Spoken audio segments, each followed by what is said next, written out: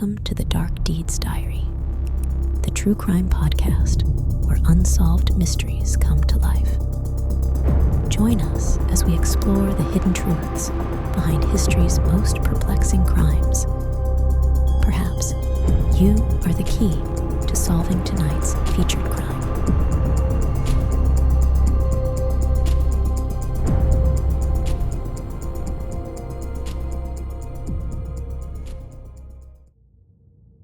Welcome to our latest episode, where we delve into a story that seems more like a twisted tale from a dark novel than reality. Imagine a quiet suburb, much like any you might know, where the rhythm of daily life is as predictable as the sunrise. Levittown, Pennsylvania. A place where neighbors know each other, where evenings are peaceful. But beneath this veneer of suburban tranquility, a shocking reality lurked in one of its homes. A reality that would shatter the community's sense of safety. Today, we're unraveling the chilling case of Justin Mohn, a 32-year-old man accused of a crime so heinous, it's hard to believe it's not the work of fiction. This is a story that confronts us with the stark reminder that sometimes the most horrifying tales are not those conjured up by writers, but those that unfold right next door. In this episode, we're not just examining the harrowing events of one fateful evening, but delving deep into the life of a man whose journey from a seemingly normal individual to a self-proclaimed messiah culminated in an act of unimaginable violence. It's a tale that forces us to question how well we really know those around us, and what hidden turmoil can lurk behind closed doors. Join us as we step into the world of Justin Mohn, piecing together the puzzle of a disturbed mind, and exploring a crime that left a community, and indeed, all who hear it, grappling with a haunting question. How could this happen here? In this segment, we step back in time to understand the man at the center of this harrowing story, Justin Mohn. Born in 1990, Justin grew up in a world vastly different from the one his father, Michael, knew. By the time he reached adulthood, the digital age was in full swing, a factor that would profoundly shape his life and actions. Justin's journey through academia took him to the University of Colorado, Colorado Springs, and later, Pennsylvania State University. Here, in the halls of higher education, the first signs of unrest began to surface. His behavior, once seen as perhaps just quirky or eccentric, started to raise eyebrows. Fellow students and roommates recall a young man increasingly gripped by paranoia and anti-establishment sentiments. Even then, Justin seemed to be a person battling unseen demons, convinced that the government was out to get him. It was a belief that would only deepen with time. Upon graduation, the real world hit Justin hard. His degree in agribusiness management, a field he likely hoped would open doors, became a source of frustration. The dream job he envisioned never materialized, leaving him feeling betrayed by a system he believed owed him more. This sense of betrayal turned into a series of legal battles against what he saw as the root of his problems: the federal government and its student loan system. In court filings, Justin's disillusionment was palpable.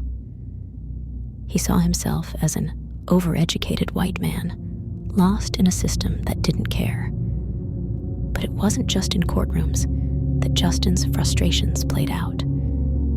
His life in Colorado Springs was marred by incidents that painted a picture of a man on the edge. A former roommate recalls a particularly troubling incident. The apartment they shared completely trashed in a fit of rage over something as mundane as dirty dishes. This was not just a simple outburst. It was a glimpse into the turmoil that was taking hold of Justin's mind. Music and writing became an outlet for Justin. His songs and books, though not mainstream, were a window into his soul. Albums like The Story of Humanity and Colofunkenrado blended genres in a way that mirrored the chaos in his mind. His writings, particularly the ominous Poems I Wrote While Stoned, revealed a mind obsessed with apocalyptic and dystopian themes. It was as if, through his art, Justin was trying to make sense of a world he felt increasingly alienated from. As we piece together the mosaic of Justin Mohn's life, a picture emerges of a man struggling to find his place in a world that seemed to be constantly moving against him. His journey from a hopeful student to a self-proclaimed revolutionary is a tragic tale of unfulfilled potential, escalating paranoia, and a descent into darkness that would ultimately lead to an unthinkable act. In this section of our story, we explore the pivotal moments leading up to the tragic evening in Levittown. It's a tale that not only delves into the psyche of Justin Mohn, but also paints a vivid picture of the sequence of events that culminated in an act of unspeakable violence. The evening of the crime, Levittown, a typical suburb in Pennsylvania, was its usual self. Quiet streets, homes filled with the soft glow of evening lights, families settling in for the night. But inside the Mohn household, a horrific scene was unfolding, one that would soon grip the entire community with fear and disbelief. Denise Mohn, Justin's mother, returned home that evening to a nightmare. She discovered the unimaginable. Her husband, Michael Mohn, lifeless in the bathroom, his body shockingly decapitated. The house, once a haven of family memories, had turned into a gruesome crime scene. The air was thick with the metallic scent of blood, a stark contrast to the mundane normalcy of their suburban home. In the bathroom, the scene was chilling. Michael's body lay in a pool of blood, a grim testimony to the violence inflicted upon him. Nearby, in the bathtub, lay the tools of this macabre act, a machete and a large kitchen knife, stained with the evidence of the crime. But the horror didn't end there. In a bedroom adjacent to the bathroom, police found a cooking pot, inside which was a plastic bag containing the severed head of Michael Mohn. This was not a random act of violence. It was a deliberate, calculated act of brutality. As detectives scoured the house, they discovered bloody rubber gloves in another bedroom, linking the physical evidence to the shocking video that would later emerge on YouTube.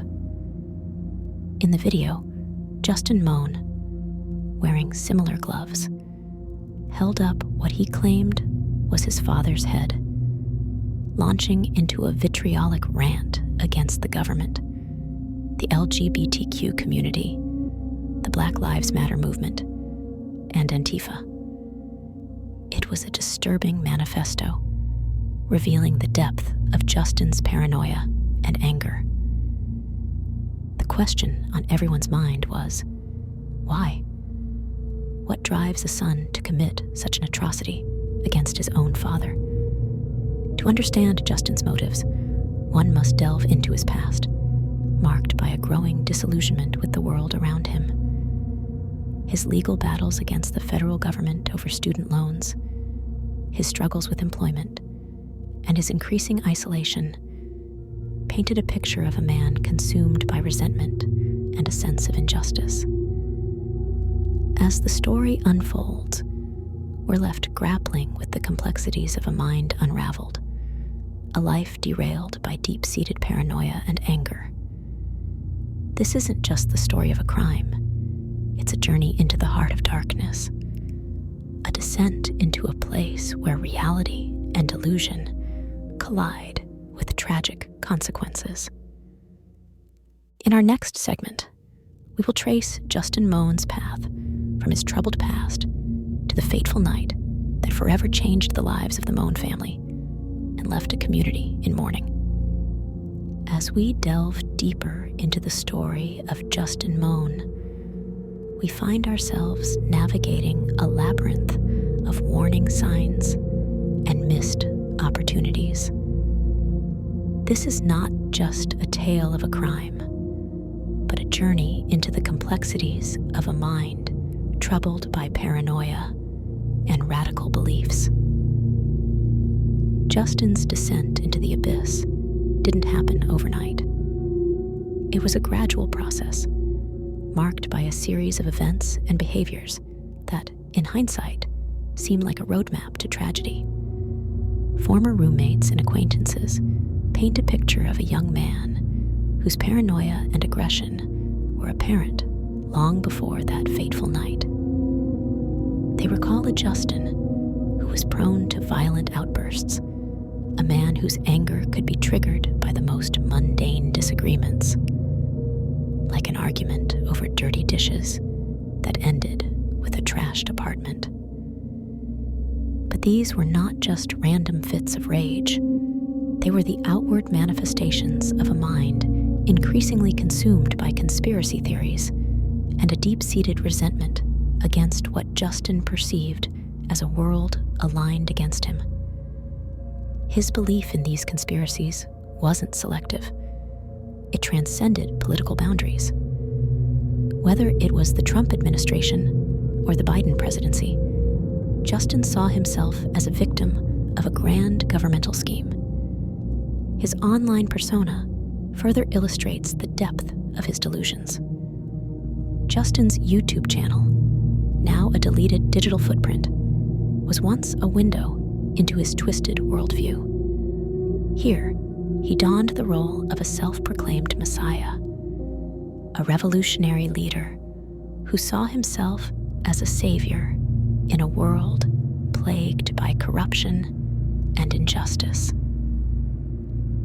The climax of Justin's descent came in the form of a 14-minute YouTube video, a video that now stands as a haunting testament to his unraveling. In this video, recorded just hours before his arrest, Justin's delusions were on full display. Holding up what he claimed was his father's severed head, he ranted against a host of perceived enemies, from the LGBTQ community to the Black Lives Matter movement. This wasn't just a rant. It was a chilling manifesto of his distorted reality. The video, which was removed by YouTube for its graphic and violent content after remaining online for 6 hours, was a final, desperate act of defiance. But it was also a missed opportunity. An opportunity for someone, anyone, to see the signs and intervene before it was too late. As we reflect on the life of Justin Mohn, we're left with more questions than answers. What turns a man into a murderer? How does a mind become so twisted by paranoia and hate? These are the questions that haunt us as we try to make sense of a senseless act.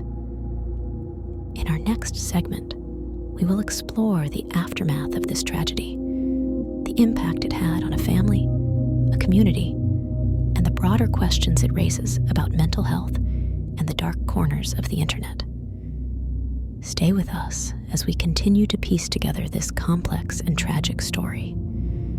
The night of the crime in Levittown unfolds like a scene from a chilling thriller. Yet, it was all too real for the residents of this quiet suburb.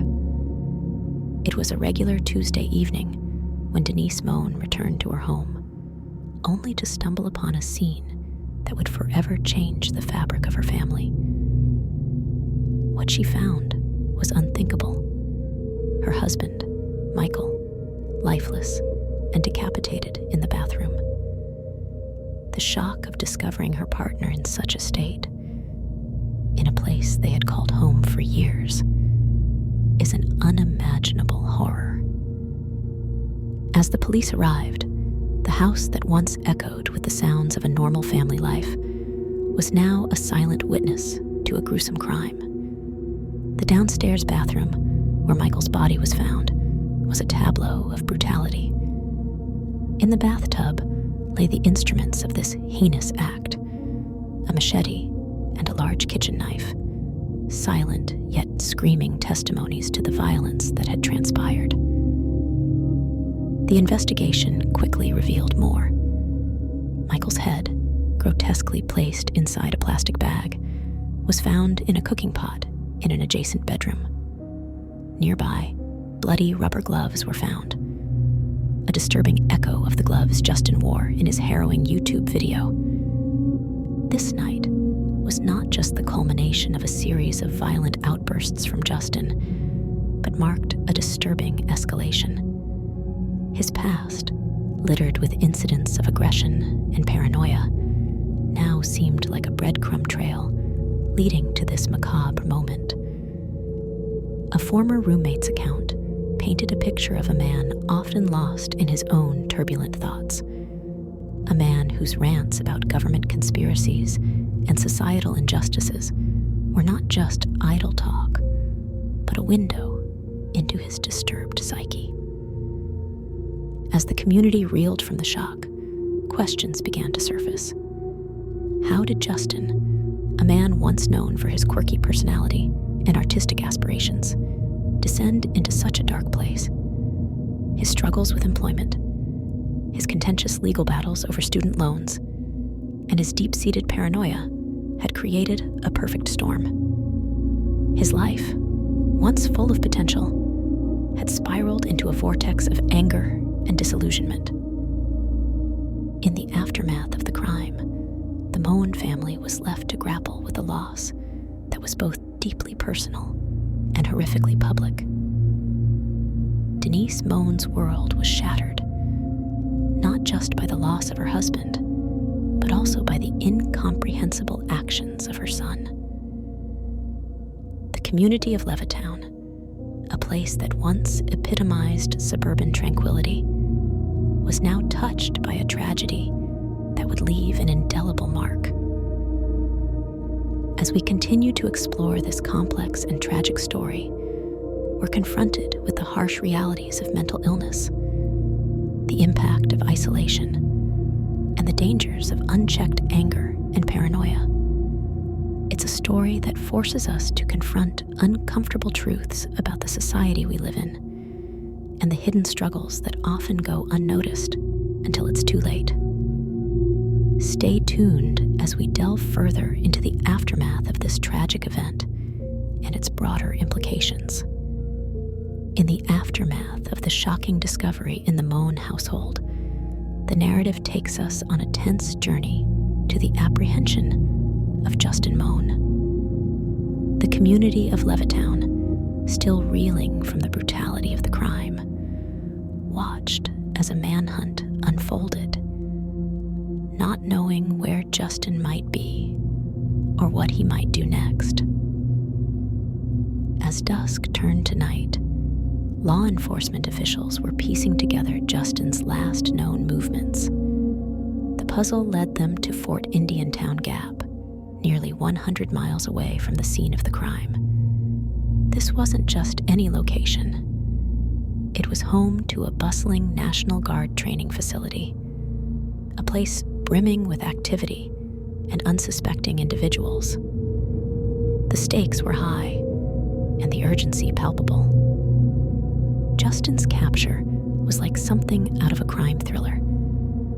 He had managed to jump a fence and infiltrate the base, a daring and dangerous move that added an unpredictable element to the situation. As the police closed in, the tension was almost tangible. They knew Justin was armed, adding a layer of danger to an already volatile situation. The quiet of the night was pierced by the sound of sirens and the orders of law enforcement officers as they coordinated their efforts to apprehend a man who had just committed an unthinkable act. The scene at the base was a stark contrast to the peaceful suburban streets of Levittown.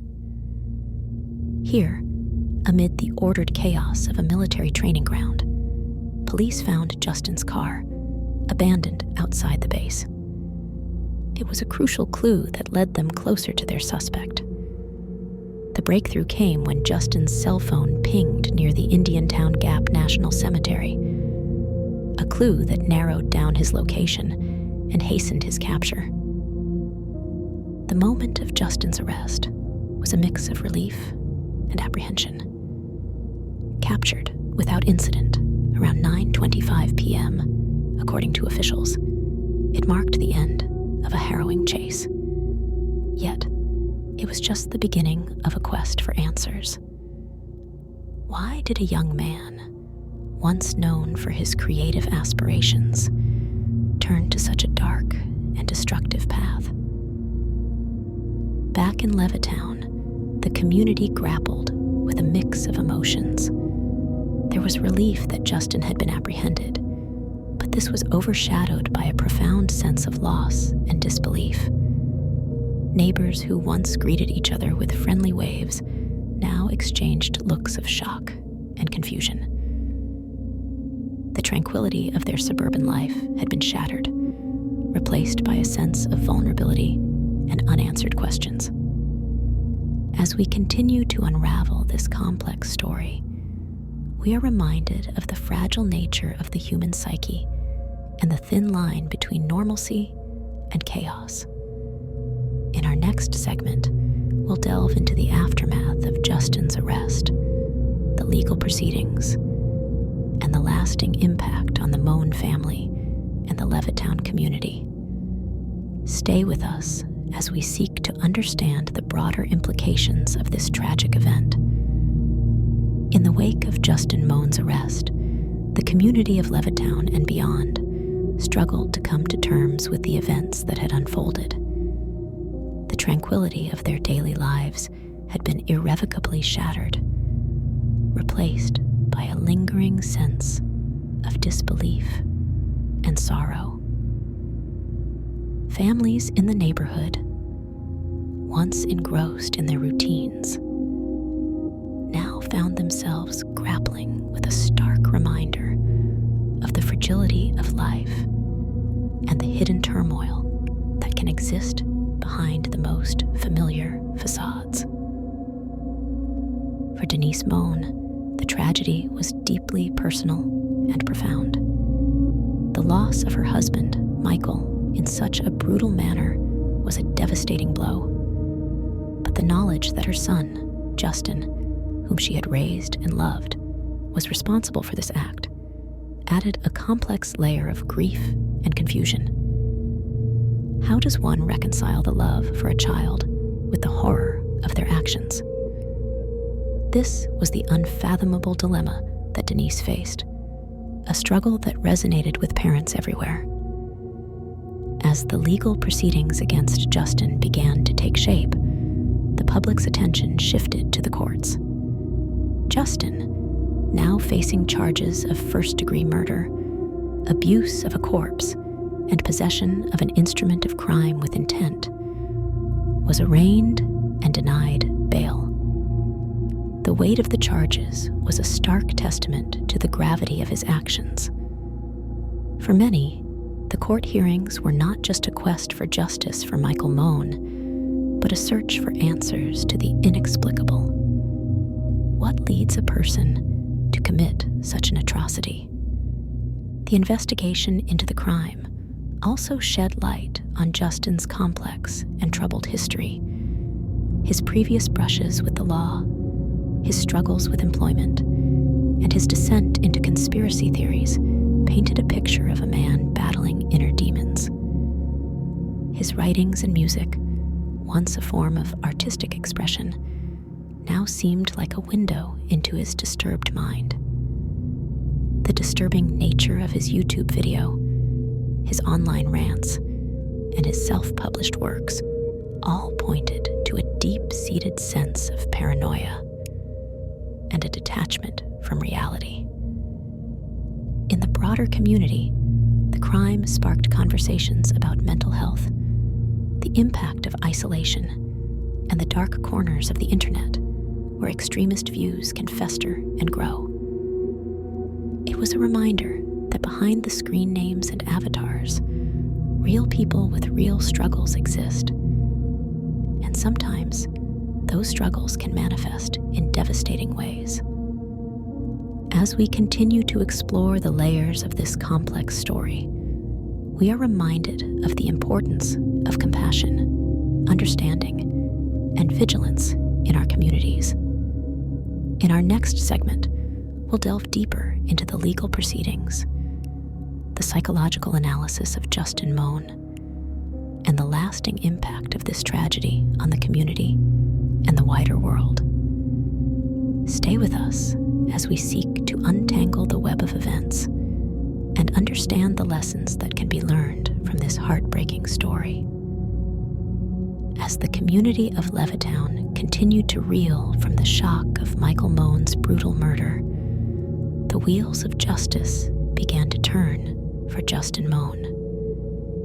The courtroom became a stage where the tragic narrative of the Mohn family continued to unfold, each hearing adding layers to a story that seemed almost unfathomable. In these halls of justice, Justin, now a figure of public scrutiny, faced the consequences of his actions. Charged with first-degree murder, abuse of a corpse, and possession of an instrument of crime with intent, he was a far cry from the man who once aspired to bring positive change through his music and writings. The courtroom proceedings were not just about determining his guilt or innocence. They became a probing inquiry into the hows and whys of a mind gone awry. As the case progressed, details emerged that painted a picture of Justin's complex and troubled psyche. His past was dissected, his struggles with employment, his contentious legal battles, and his descent into a world of conspiracy theories and radical beliefs. His writings and music, once outlets for his creativity, were now scrutinized for clues to his mental state. They revealed a man obsessed with apocalyptic and dystopian themes, a man who saw himself as a misunderstood savior in a corrupt world. For those following the case, Justin's actions raised unsettling questions about the nature of radicalization and mental illness. How had his paranoia and anger escalated to such a violent climax? What role did his isolation and immersion in extremist online forums play in his journey towards radicalization? These were questions that echoed far beyond the confines of Levittown. The impact of the crime on the Mohn family was profound and painful. For Denise Mohn, the revelation of her son's actions was a source of unimaginable grief. The loss of her husband was compounded by the knowledge that her son, whom she had nurtured and loved, was responsible for such a heinous act. It was a duality of loss that resonated with families everywhere, a stark reminder of the unpredictable nature of human behavior. As the legal proceedings unfolded, the community grappled with the broader implications of the case. Conversations around mental health, the dangers of isolation, and the responsibility of online platforms in monitoring extremist content came to the forefront.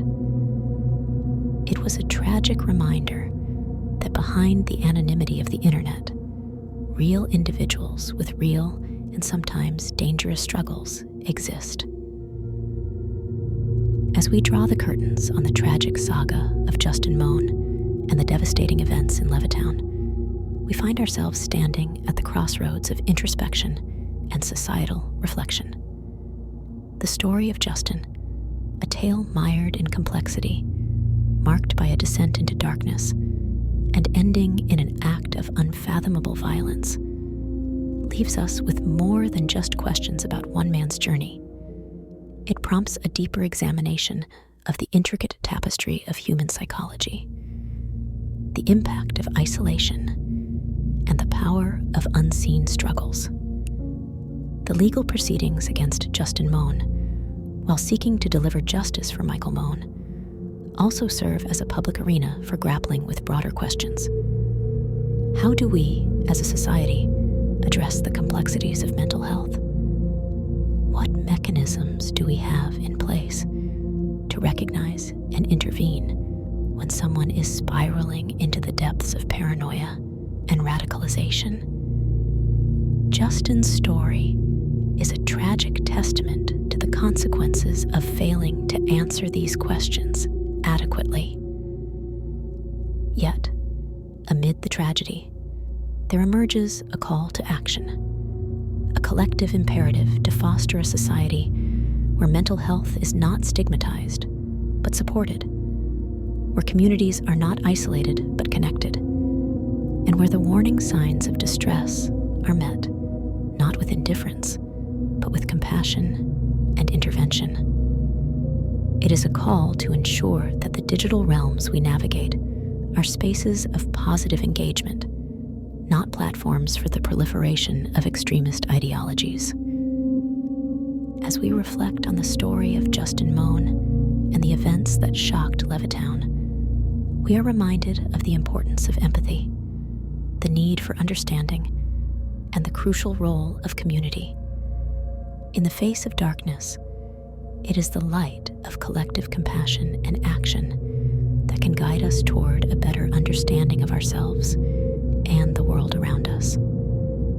This narrative, while concluding, leaves us at the beginning of a conversation, a dialogue about healing, understanding, and preventing future tragedies. The story of Justin Mohn may have ended, but our journey towards a deeper understanding of the human psyche and our societal structures continues. May we move forward with open hearts and minds, ready to support those in need and to build a community where tragedies such as this become a memory of a bygone era.